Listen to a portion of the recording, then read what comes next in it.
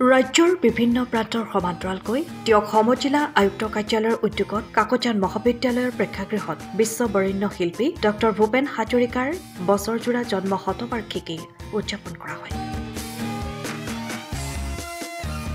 শিল্পীগৰাকীৰ প্ৰতিচ্ছবি যোৰহাট সাহিত্য সভাৰ প্ৰাক্তন সভাপতি ভৱ গোস্বামীয়ে বন্তি প্ৰজ্বলন কৰাৰ পিছতেই এখন আলোচনা চক্ৰ আৰম্ভ কৰা হয়।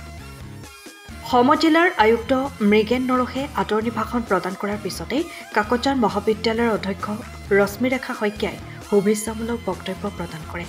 মুখ্য অতিথি যোৰহাট সাহিত্য সভাৰ প্ৰাক্তন সভাপতি ভৱ গোস্বামীৰ উপস্থিতিত কাকজান মহাবিদ্যালয়ৰ সহযোগী অধ্যাপক ডক্টৰ ধ্ৰুৱজ্যোতি শইকীয়া, দিয়ক সাহিত্য সভাৰ সভাপতি ৰত্নেশ্বৰ গগৈ, দিয়ক সাহিত্য সভাৰ প্ৰাক্তন সভাপতি হেমচন্দ্ৰ হাজৰিকা, বিশিষ্ট শিক্ষাবিদ হেমেন ভট্টাচাৰ্য, দিয়ক শাখা সাহিত্য সভাৰ সম্পাদক হৰিচৰণ চুতীয়া, প্ৰাক্তন সাধাৰণ সম্পাদক প্ৰখিল শইকীয়া, দিয়ক অসম বিধান পৰিষদৰ বিকাশ শইকীয়াৰ লগতে কেইবাগৰাকী বিশিষ্ট ব্যক্তিয়ে শিল্পীগৰাকীৰ জীৱনৰ ওপৰত আলোকপাত কৰে।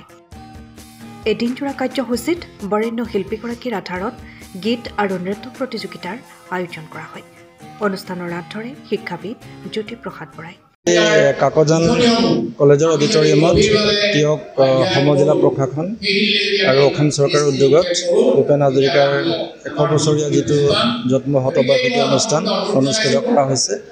ইয়াত আমাৰ যোৰহাট সাহিত্য সভা, দিয়ক শাখা সাহিত্য সভা আৰু ইয়াৰে দিয়কৰ সকলো প্ৰমিনেণ্ট চিটিজেনছ, ইণ্টেলেকচুৱেলছ, আমাৰ ছাত্ৰ ছাত্ৰী, কলেজৰ ছাত্ৰ ছাত্ৰীসকল আৰু স্কুলৰ ছাত্ৰ ছাত্ৰী আৰু স্কুলৰ টিচাৰ্ছ সকলোৱে অংশগ্ৰহণ কৰি পেলাই আমি ধুনীয়াকৈ প্ৰগ্ৰামটো অৰ্গেনাইজ কৰিছোঁ।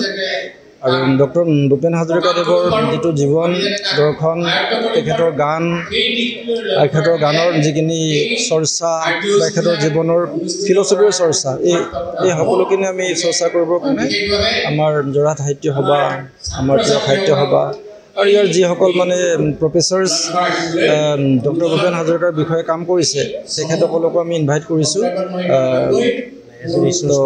ৰিচাৰ্চ পাৰ্চন হিচাপে। তেখেতসকলে ইয়াতে বক্তব্য দি আছে আৰু আমাৰ ছাত্ৰ ছাত্ৰীসকলক আৰু আমাক সকলোকে উপকৃত কৰি আছে।